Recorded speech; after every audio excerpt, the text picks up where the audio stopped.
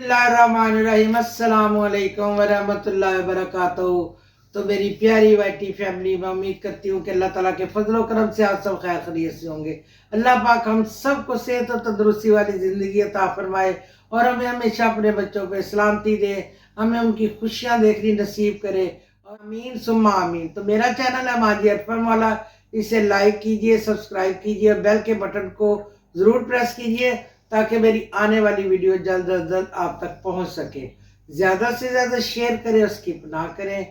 तो आज की जो मेरी वीडियो, आज तो सबसे पहले मैं आपको बताऊं कि आज मेरी दाढ़ में शदीद दर्द है, लेकिन मैंने अपने आप को रिलैक्स करना है। बहुत शदीद दर्द रात की हो रही है, बड़ी गोलियाँ खा ली है, एनसिड खा ली है, पोस्टोन खा ली, लेकिन अभी पेन जो है ना वो बहुत शदीद हो रही है।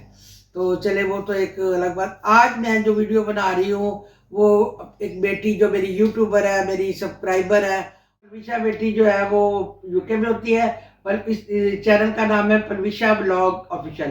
तो मैं आज उन्होंने मुझे ये कहा था कि आप अपनी जिंदगी के कुछ बातें, पुरानी यादें, पुरानी बातें की और बचपन की सारी आप मुझे जरूर बताएं। आप उनके कहने पे आज मैं उनकी फरमाइश पूरी कर रही हूँ। आपको अपने बचपन की बातें मैं सारी आपको सुनाऊंगी। आपने मेरे साथ बड़ी मज़ाहिया है और बड़ी वाकई हंसने वाली है। वाकई इंसान जब इस स्टेज पे पहुंचता है तो अपनी पुरानी बातों को याद करता है, तो हंसी भी आती है। बंदा कहता है हम कितने बेवकूफ थे, या मैं ये समझ नहीं थी हम इस तरह क्यों किया। सबसे पहले तो मैं आपसे अपनी बचपन, जब मैं कहीं 5वीं 6वीं में थी तब से मैं शुरू करती हूँ।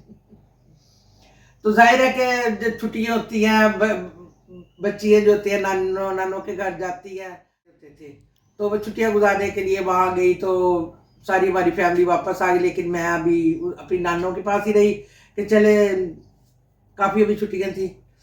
तो उस ज़माने की बात कर रही, उस वक्त ये होता था कि हर बंदा जो था ना वो देसी घी खाता था, डालडा कोई नाम भी नहीं लेता था। और वो जो डालडे का कोई बात भी नहीं करता था कि वो शर्म महसूस करते थे उस वक्त डालडे घी की, कि है वो डालडा खाती है। तो इसी तरह मेरी बेजी को ना कहीं डालडे घी की ज़रूरत पड़ गई कोई पकौड़े वगैरह बनाने के लिए। तो मैं 5वीं 6वीं में थी, तो शरारतें भी काफ़ी करती थी, उछल कूद काफ़ी मेरे में, अफरा तफरी जिसको कहते थे ना वो होती थी।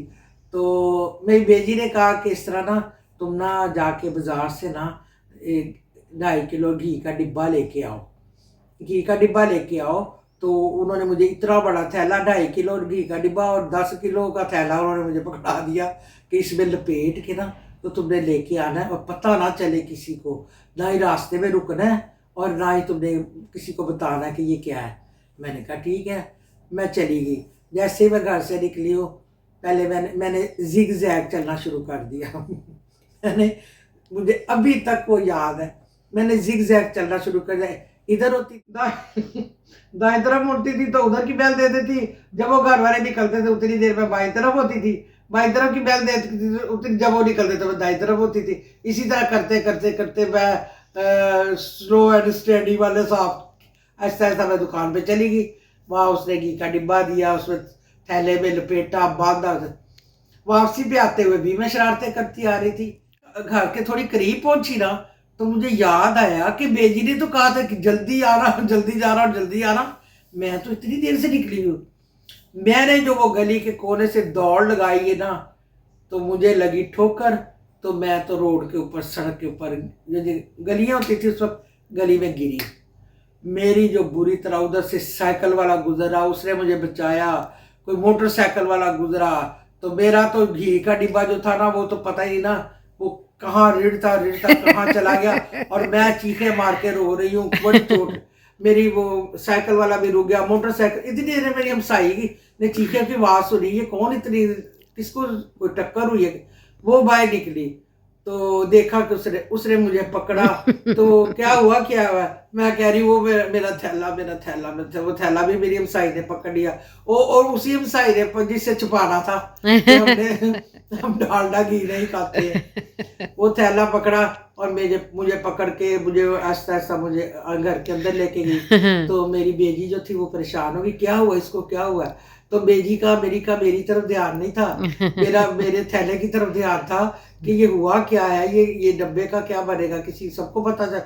तो मेरी जो हमारी हमसाई थी ना, वो कहने लगी कि बेजी ये देखे, ये क्या ला रही थी, इसके थैले में क्या है, ये उसका उसमें से थैले में से तो घी का डिब्बा भी बाहर निकल आया था ना, ये देखे ये घी का डिब्बा लेके आ रही थी, तो इस तरह सड़क पे गिरी वो है। सरेआम आ गया। वो तो सरेआम आ गया घी का डिब्बा। और वो जनाब जी, वो जो साइकिल वाले वो तो चले गए, तो ये जो हमारी पड़ोसन थी वो हमारे पास बैठ गई। सारी तफसील का पता चला, ये घी लेने गई थी, लेके आई है, भागी है तो। अच्छा, मेरी नानो जो थी हमारी बेटी, वो उस वक्त तो बड़ी, बिल्कुल उनको मेरे पे तरस नहीं आ रहा था कि इसके घुटनों पे चोट लगी है, इसके वो पता नहीं क्या प्लान बना रही थी कि अब ये जाए तो फिर मैं इसका जो हाल करूंगी ना वो। यार वो थोड़ी देर बैठ के वो तो चली गई, तो उसने उसको पता चल गया भी हमने डालडा घी लेके आया। वो अभी पूरी बाहर भी नहीं निकली थी, तो मेरी नानी ने क्या हाँ उस वक्त मेरे बाल लंबे होते थे। हाँ जी। मेरी चुटिया 2 होती थी और लंबे बाल होते थे। तो मेरी नानों ने एक तो चुटिया मेरी नानी के हाथ में आ गई, उसको घसीट के उन्होंने मुझे ना अपने पास बुलाया। मैंने कहा मुझे प्यार करने लगी है और मुझे घसीटा और मुझे ऐसे घुमाया, ऐसे घुमाया। अब वो घुमाने का क्या मैं आपको मिसाल दूं कि बस मुझे घुमा ही दिया कि हाँ, जितना मैंने कहा था तुम्हें छुपा के लेके आना। सबको पता चल गया कि हम डालडा घी खाते हैं। यानी कि मैं एक एग्जाम्पल आपको ये बताने लगी हूँ कि आजकल किसी को घी मिल जाए तो वो सोने के बराबर होता है। महंगाई में क्या हाल था कि लोग छुपा के खाते थे। ये एक ट्रू वाक्य है, ट्रू वाक्य मेरे पास बहुत है। एक तो वाक्य ये हो गया, एक और मेरे पास बड़ा जबरदस्त वाक्य है। वो बच्ची थी मेरी, ये तब का वाक्य है। तो एक दिन मैं हंडिया बना रही थी, तो दोपहर का खाना बना रही थी, तो बच्चों ने स्कूल से आना था। इतनी देर में बाई ना बेल हुई है, तो मैं फटाफट गई। मैंने कहा कौन आया, तो वो 2 पठानियाँ गठरियाँ सर पे ना, उन्होंने वो कपड़ों की रखी, जो पठानियाँ बेचती होती है, बलोचने होती है, फ्रॉक पहने होते हैं, तो वो सर पे गठरी रखी। एक दफा काफी मामा ट्रेंड आया था वो ना, हाँ, पठानिया तो वो इंडी। मुझे देख के कहती खापड़ा ला खापड़ा। तो मैंने कहा नहीं, मैंने नहीं लेना। मैंने कहा ये तो पठानिया, क्योंकि उस वक्त कोई डर खौफ नहीं होता था ना उस जमाने में। जितनी जितनी पुरानी भी नहीं बात है, लेकिन उस वक्त डर नहीं होता था कि किसी को अंदर बिठाना है या दरवाजा खोलना है। अब तो डर लगता है ना कि क्या हालात है क्या नहीं। खापड़ा ला खापड़ा, रेशमी सूट ला। मैंने कहा नहीं, मैंने नहीं लेना, मैंने नहीं लेना। वो तो मेरे पीछे पड़ गई, कहती नहीं। मैंने कहा मैं इस वक्त हांडी रोटी खा रही, मेरे बच्चों ने वो नहीं। अच्छा, अब तुम ना मुझे हमें खाना खिलाओ, हमें रोटी खिलाओ। तो उस वक्त दिल भी ऐसे होते थे। मैंने कहा चलो रोटी की तो कोई बात नहीं, वो तो तुम खा लो। मैंने उनको अंदर बैठा लिया। बैठा के तो मुझे ये भी याद है, मैंने बैंगन पकाए हुए थे उस वक्त और रोटियां बना रही थी। अच्छा, तो मैंने उनको रोटी भी दी और वो सालन भी दिया। उन्होंने बड़े आराम से खा के ना कहते अब तो तुम्हें वो कपड़ा दे के जाऊंगी, आपने आपका नमक खाया है, हमने तुम्हारा नमक खाया है। मैंने कहा ये कोई बात है, ये नसीबों की बात होती है। वो कहते नहीं, हमने कपड़ा। और उसने गठरी खोल ली, ये बनारसी साड़ी है, ये बनारसी सूट है, ये है। मैंने कहा मैंने कुछ नहीं लेना, मुझे नहीं चाहिए। मैं तो वो तो पीछे पड़ गई, कहती है नहीं नहीं नहीं नहीं, हमने तो दे के ही जाना, कुछ भी हो जाए हमने तो तुम्हें दे के ही जाना। मैंने कहा अच्छा। तो मैंने कहा ये साड़ी कितने की है? खूबसूरत है, बनारसी साड़ी है। उस वक्त मैं साड़ियाँ भी पहन लेती थी। तो मैंने कहा चले, तो कहती है ये 2300 रुपए की साड़ी है। मैंने कहा नहीं नहीं नहीं, मेरे पास पैसे नहीं है इतने। उस वक्त हम बंदा हैंड टू माउथ होता था, आज से कुछ साल पहले इंसान, इतनी महंगाई भी नहीं होती थी, इतनी वो भी हैंड टू माउथ ही होते थे।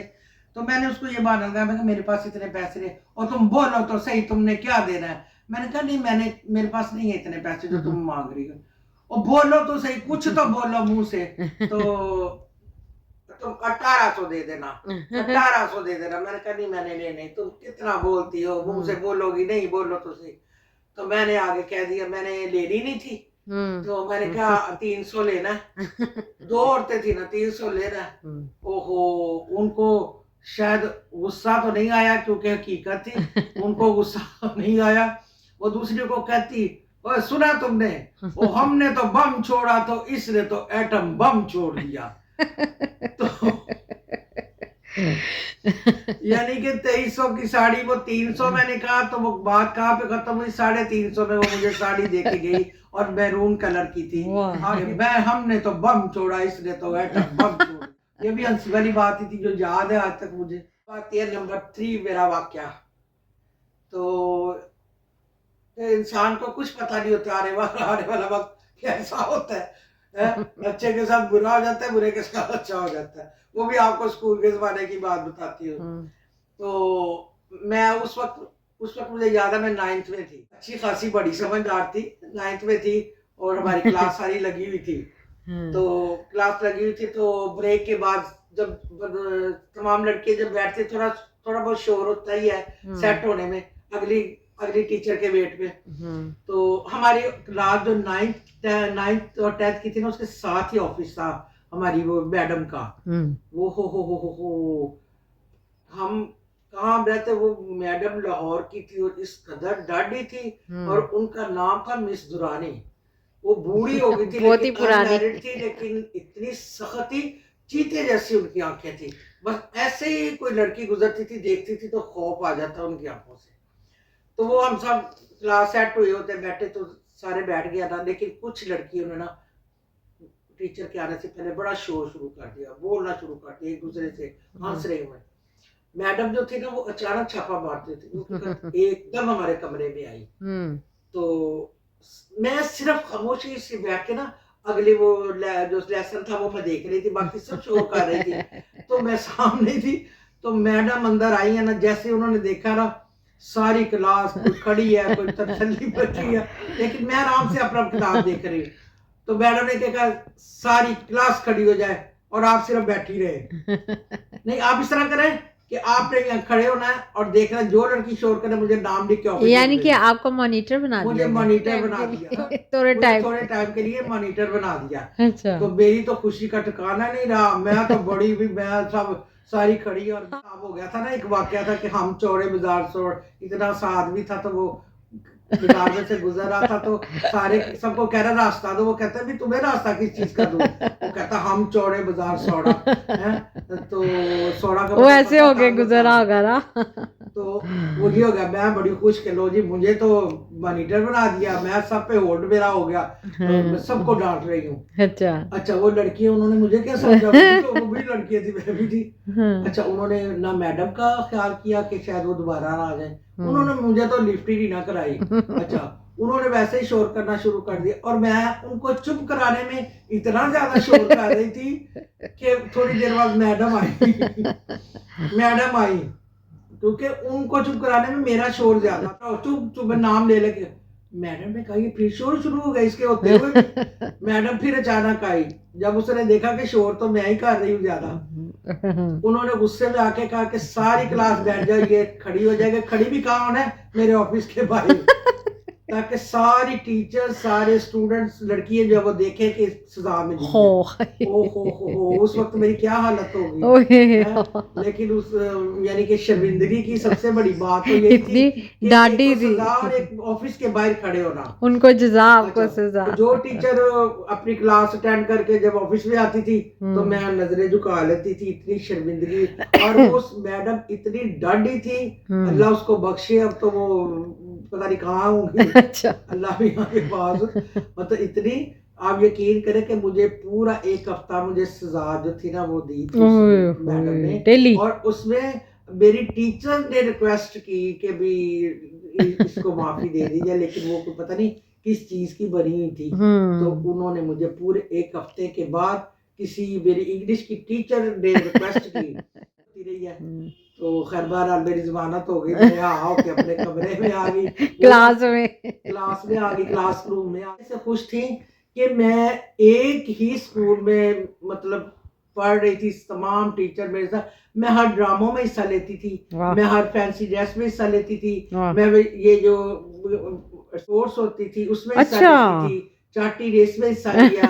मैंने क्या उसको कहते हैं नेजाबाजी में हिस्सा लिया। नेजाबाजी भी आपने घोड़े पे नहीं बैठ के वैसे कहीं पड़ी है हर मौके पे मुझे फैंटी पड़ी है। एक तो मार होता है ना फैंटी पड़ी है बड़ी जबरदस्त बचपन से ही हर पर मौला थी। वो ये था कि वो साइंस की किताब जिसमें किसान हल चला रहा होता है दो बैल आगे होते हैं और किसान हल चला रहा था। छठी की किताब थी 7वीं की थी 6 थी मेरा ख्याल है।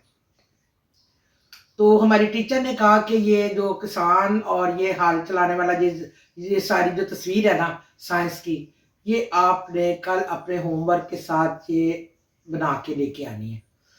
तो हमें बता दिया होमवर्क हमारा, क्योंकि मैं ड्राइंग में भी बड़ी मास्टर थी। मैं छोटी उम्र से मुझे ड्राइंग का भी बड़ा शौक होता था। खैर मैंने वो काम तो जल्दी जल्दी काम ख़त्म किया कि जल्दी से ना मुझे ये तस्वीर बनाने का जो शौक था, मैंने बड़ी दिल लगा के मैंने वो तस्वीर बनाई किसान की, और 2 बैल और वो हल चला रहा है खेतों में। अगला दिन जब हमारी का होमवर्क चेक हमारी टीचर ने किया, तो सबके तो चेक हो गए। तो जब मेरी बारी आई तो स्टैंड अप। अच्छा ये बताया कि ये तस्वीर किसने बना के दी है? मैंने कहा था खुद बनानी है। मिस जी मैंने खुद ही बनाई है। झूठ बोलती हो और टीचर के सामने झूठ बोलती हो, ये तुमने नहीं बनाई और कल के होमवर्क में तुमने यही तुम्हारा होमवर्क है और तुम बल्कि डबल हो गया, एक आज का होमवर्क और एक ये होमवर्क पूरा करके और ये तस्वीर खुद बना के लेके आनी है। चलो मैंने कहा ठीक है मिस जी मैंने ही बनाई है। मैं वो नहीं मान रही थी तो मैं भी नहीं मान रही थी क्योंकि वो बनाई मैंने भी थी। अगला दिन हुआ तो क्योंकि मैं एक बनाने की प्रैक्टिस हो गई थी, अगले दिन मेरी उससे ज्यादा साफ सुथरी बनी तस्वीर। अगले दिन तो फिर जब मेरी कॉपी की बारी आई तो उन्होंने कहा जरा इधर आओ ना मेरे पास आओ, आज फिर तुम किसी से बनवा के ले आई। उन्होंने मेरा कान जो पकड़ा है ना, आप यकीन करें अब तक दर्द हो रही है। कान से मुझसे पकड़ा और मुझे खींच के ना अपनी चेयर के पास खड़ा कर दिया और थप्पड़ों की बारिश कर दी। अच्छा थप्पड़ नहीं होते तो उसको स्टिक रखी होती थी टेबल के ऊपर। जिसने मैंने कहा हाथ दिखाओ, मैंने हाथ आगे किए, खूब ताड़ ताड़ पड़ी उसके ऊपर। तो मैं रोने लगी, नहीं मिस मैंने बनाया। कहते एक तुम झूठ बोल रही हो और ऊपर से मान भी नहीं रही हो। नहीं मिस मैंने खुद बनाया, मैंने खुद बनाया। तो तीसरा दिन हुआ, उन्होंने कहा अब ये आखिरी वार्निंग है तुम्हारी और ये भी मैंने तस्वीर तुमसे बनवा के ही छोड़नी है। करे कि बचपन की मारें जो टीचर की थी अब तक याद है। तीसरा दिन हुआ तो मैंने तस्वीर वो फिर मैं काफी पे वही काम लेके गई। वो टीचर भी ऐसी होती थी पहली कि वो इग्नोर नहीं करती थी स्टूडेंट को, यानी कि उनसे पूरा काम लेती डाडी होती थी। वो समझाती थी तो वो स्कूल में ही याद हो जाता था। तो बात तो याद रहनी अगर उनकी बताए हुए सबक याद रहते थे, जुबानी जो बताती थी।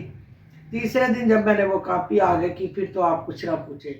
फिर तो मैं मिस ने ना मुझे अपनी चेयर के पास इतना मारा, मुझे इतना मारा, अपनी चेयर के पास बिठा लिया और कहने लगी, उन्होंने ना 2 दिन मेरी कॉपी के पेज फाड़ फाड़ के फेंकती रही है। 2 दिन मेरी कॉपी के पेज फाड़ दिए कि मुझे नहीं ये चाहिए, ये डिजाइन ये ड्राइंग जो है किसी की। तीसरे दिन बहुत मारा उन्होंने मुझे अपने पास बिठा के, कहा कि आज मैंने तुम्हें अपने पास बिठा के ये तस्वीर बनवानी है जो है कि ये वक्त। फिर जब मैंने पूरी बना के उनको दिखाई टीचर को, आप यकीन करें कि मतलब उनकी जान में जान आई। जान में जान नहीं आई, बल्कि उनको इस चीज़ का एहसास हुआ कि मैंने खामखा 2 दिन इसको इतनी इसकी पिटाई की है। ये शाबाश दी कि वाकई मुझे यकीन हो गया कि ये तुमने खुद ही बनाई। जग बीती याद बीती ये सारी मैंने अभी तो बहुत है वाकया।